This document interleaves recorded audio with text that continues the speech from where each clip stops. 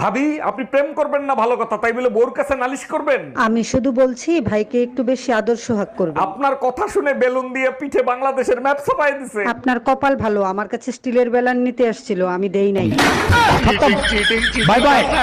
দাদা, আপনার কাছে 21 ক্যারেট 22 ক্যারেটের সোনা হবে? জি হবে। 21 ক্যারেট কত করে? 21 ক্যারেট 70,000। আর 22 ক্যারেট? 22 ক্যারেট 73,000। তাহলে 22 ক্যারেটের একটা চেন দেখান। জি এই যে 22 ক্যারেটের চেন। এই পানির বোতলে একটা চুবনি দিয়ে দেন, এটা পড়া পানি।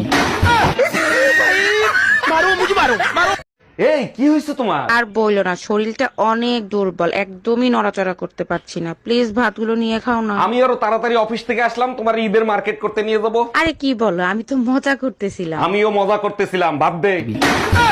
কোরবানির গরু কিনতে গেছিলাম, 1.5 লাখ টাকা কইছে, আমি 30,000 টাকা কইছি, দিলো না। তোমার কপাল বলো গরু কথা কইতে পারে না, তা নাইলে তোমার খবর ছিল। যদি গরু কথা বলতে পারতো তাহলে কি বলতো? এ সুসলা বাপারি, তুই কি গরু কিনতে আইছো না পোল্ট্রি মুরগি?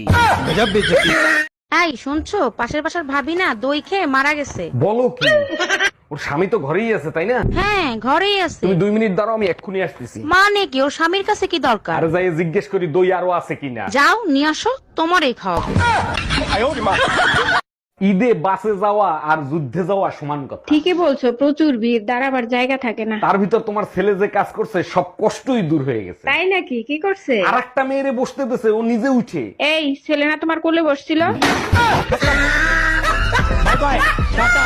হ্যাঁ আমি চলে গেলাম, আসতে রাত হবে। শুনো, রাতে বাসায় আসার সময় হলুদের গুঁড়া আর মরিচের গুঁড়া নিয়ে আইসো। আগের কালের নানি দাদিরা মশলা হামাল দিস্তায় করতো, তোমরা করতে পারো না? আমরাও কুটি, নানি দাদিরা মশলা কুটতো আর আমরা স্বামীরে কুটি।